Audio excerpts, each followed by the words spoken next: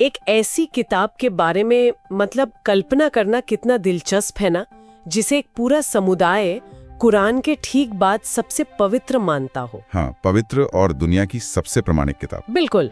लेकिन वही सेम दस्तावेज बाकी पूरी दुनिया द्वारा या तो लगभग अनदेखा कर दिया गया हो या फिर उस पर बनावटी होने का ठप्पा लगा दिया गया हो। ये सुनने में किसी ऐतिहासिक डिटेक्टिव स्टोरी जैसा लगता है, पर इतिहास में ऐसा सच में हुआ है। हाँ, तो आज की इस गहन चर्चा में हम 8वीं शताब्दी के एक ऐसे ही रहस्यमयी इतिहास में उतरने वाले हैं। हम बात कर रहे हैं अल-राबी इब्न हबीब और उनकी उस मशहूर हदीस किताब की जिसे अल जामिया सही कहा जाता है, जिसे मुस्नद अल-राबी के नाम से भी ज्यादा जाना जाता है। सही कहा।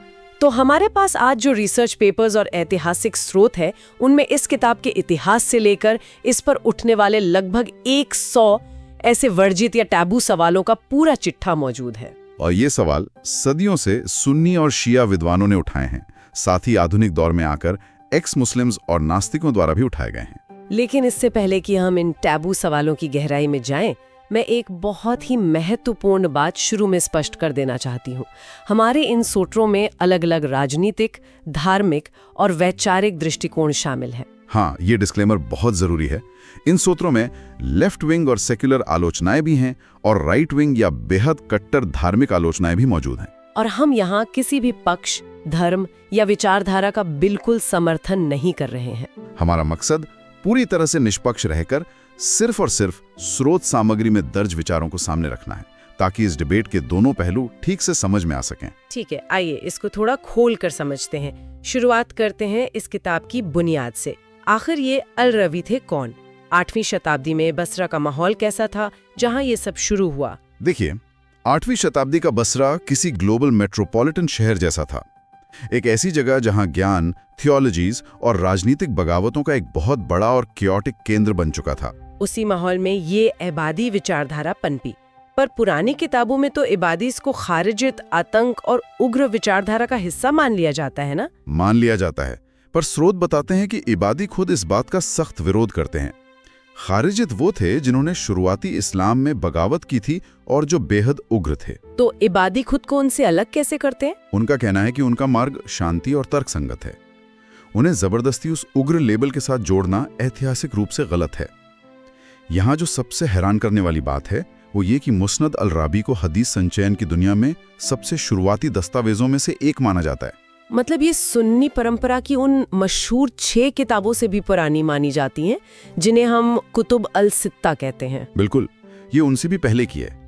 अल-राबी का जन्म लगभग 694 सीई के आसपास ओमान में हुआ था, पर उनका बौद्धिक विकास बसरा में हुआ।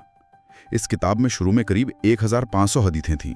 और बाद में इसका फॉर्मेट थोड़ा बदला गया था, राइट? हाँ, 12वीं शताब्दी के आसपास अबू याकूब अल-वर्जिलानी नाम के एक विद्वान ने इन सभी हदीसों को उनके विषयों के आधार पर दोबारा तरतीब दिया, जिसे तरतीब अल-मुस्नद कहा गया। अच्छा, अब इस किताब के स्रोतों को पढ़ते हुए एक बहुत ही दिलचस्प कॉन्सेप्ट सामने आता है, जिसे इबादी परंपरा में गोल्डन चेन या सुनहरी कड़ी कहा जाता है। हाँ, ये ट्रांसमिशन चेन बहुत खास है। सही में ये कड़ी कुछ ऐसी है।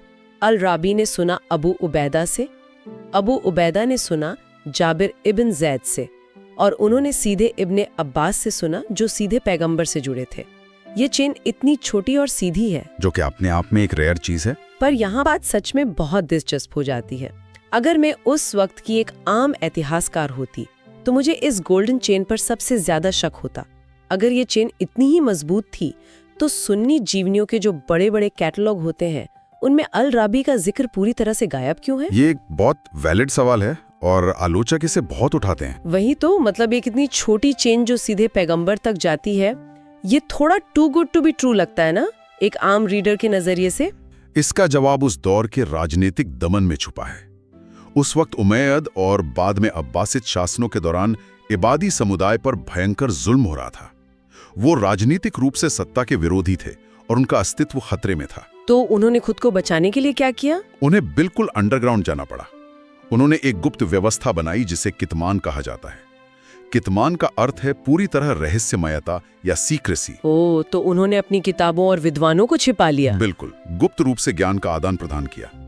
यही सबसे बड़ी वजह है कि बाहरी इतिहासकारों के रेडारों पर इबादी विद्वान कभी आए ही नहीं उन्हें मेन स्ट्रीम नेटवर्क्स में दर्ज ही नहीं किया गया। पर इबादीज के लिए तो ये छोटी चेन उनकी सबसे बड़ी ताकत होगी।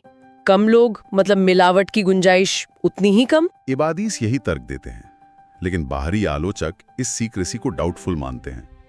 उनका तर्क संगत सवाल ये होता है कि जो चीज पूरी तरह गुप्त रही हो, उसकी प्रामाणिकता की जांच भला बाहरी दुनिया कैसे कर सकती है? ये अपने आप में एक बहुत बड़ा पैराडॉक्स है।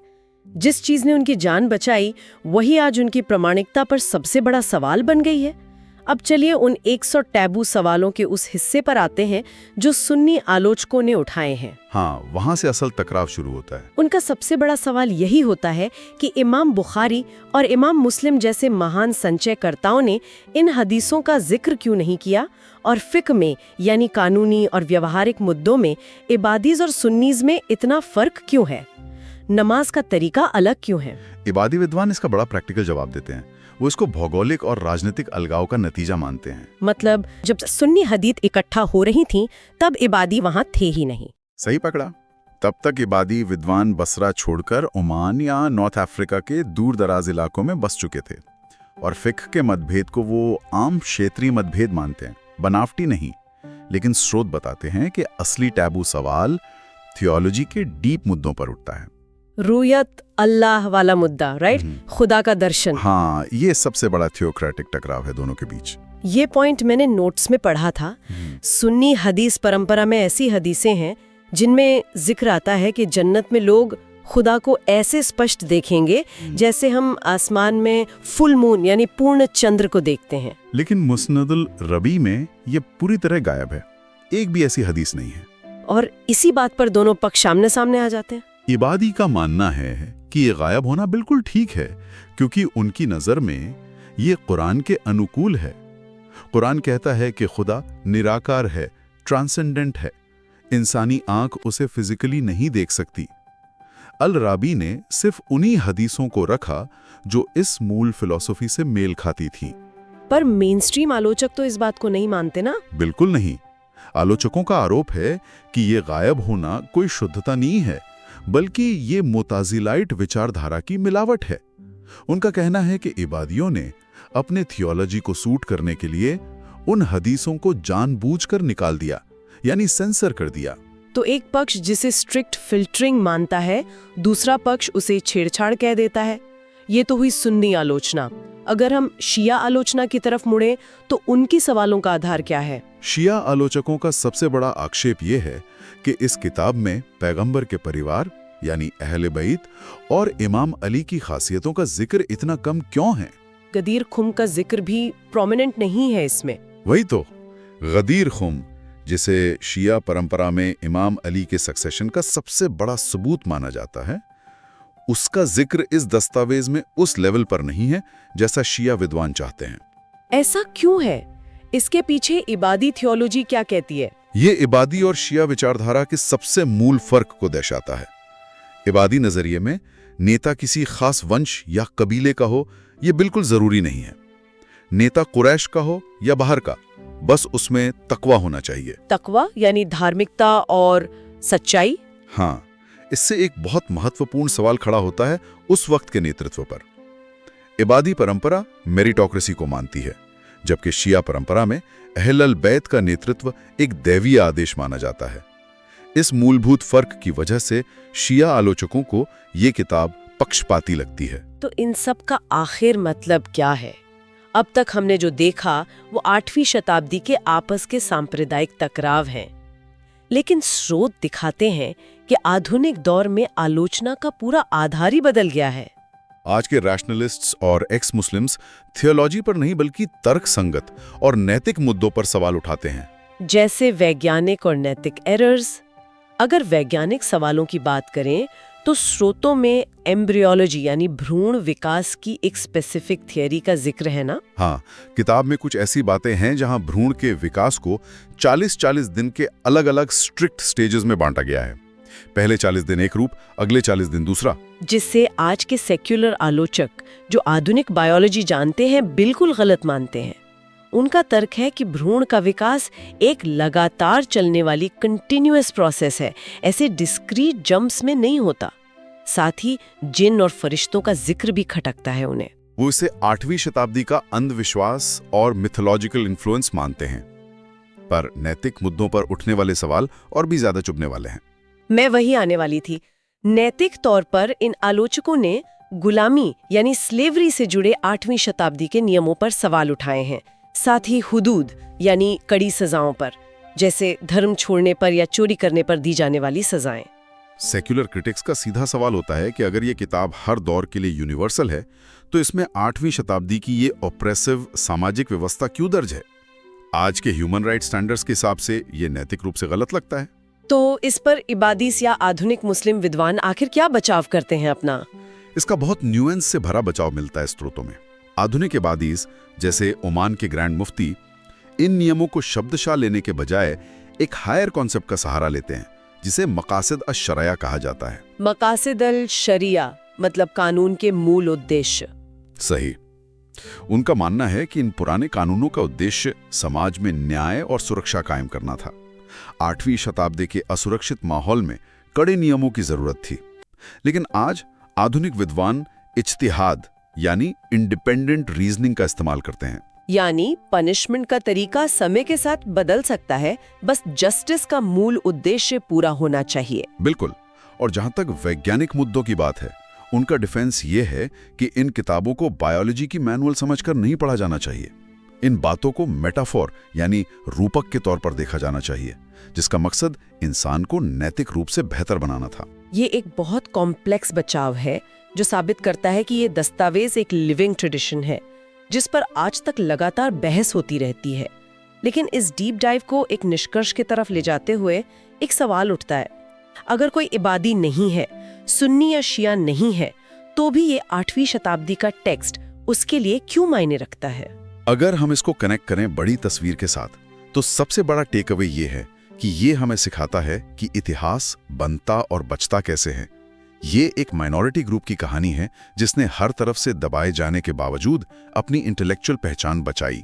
और इसे ये भी पता चलता है कि शुरुआती दौर का इस्लाम कितना डाइवर्स था। कोई बनी बनाई कट्टर ऑर्थोडॉक्सी नहीं थी। एक और सबसे अहम पहलू है जो आज के जियोपॉलिटिक्स के लिए दवाई जैसा है, वो है इबादी धर्मशास्त्र का मूलाधार, तसामुह यानी टॉलरेशन। तसामुह, और इसका एक जुड़वा कॉन्सेप्ट भी स्रोतों में दर्ज है, बराआ, जिसे हम आज के मॉडर्न टर्म्स में इंटरनल कैंसल कल्चर कह सकते हैं, पर बिना किसी टॉक्सिक वायलेंस के। बराआ का कॉन्सेप्ट ये बताता है कि अगर आइबदीज किसी विचार या संप्रदाय से पूरी तरह असहमत हैं, तो वो उससे अपने दिल और दिमाग में एक अलगाव यानी डिसोसिएशन रख सकते हैं। लेकिन इस असहमति का मतलब ये बिल्कुल नहीं है कि उसके खिलाफ हिंसा की जाए। यही सबसे बड़ा पॉइंट है। आज के रेडिकलाइज्ड दौर में जहां असहमति के नाम पर दूसरों को अटैक किया जाता है, वहां 8वीं शताब्दी का ये दृष्टिकोण बताता है कि डीपली असहमत होकर भी शांति से कोएग्जिस्ट किया जा सकता है। ये वाकई आज के परिदृश्य में बहुत मायने रखता है। इस गहन चर्चा से ये साफ निकल कर आता है कि मुसन्नद अल राबी सिर्फ एक पुरानी रिलीजियस टेक्स्ट नहीं है, ये एक जिंदा ऐतिहासिक दस्तावेज है जो शक्ति, पहचान और विश्वास की ऐसी कहानी कहता है जो आज तक गूंज रही है। सही मायनों में किसी दस्तावेज की असलियत उसकी आलोचनाओं के तीखेपन से ही निकल कर आती है। इन्हीं टैबू सवालों ने इस इतिहास को रुका हुआ पानी बनने से रोक दिया। तो इस चर्चा को विराम देने से पहले एक नया और बहुत गहरा विचार ध्यान में आता है। अगर सोचा जाए, जब अलग अलग संप्रदाय एक ही एंशिएंट टेक्स्ट पर आमने सामने आते हैं, उसे खारिज करते हैं या जबरदस्त डिफेंस पेश करते हैं, तो क्या ये टकराव ही दरअसल उस प्राचीन ज्ञान को जिंदा रखने का सबसे बड़ा जरिया नहीं बन गया? ये एक बहुत ही पावरफुल थॉट है। अगर टकराव ना होता तो शायद लोग इस पर इतनी बात ही ना करते। बिल्कुल।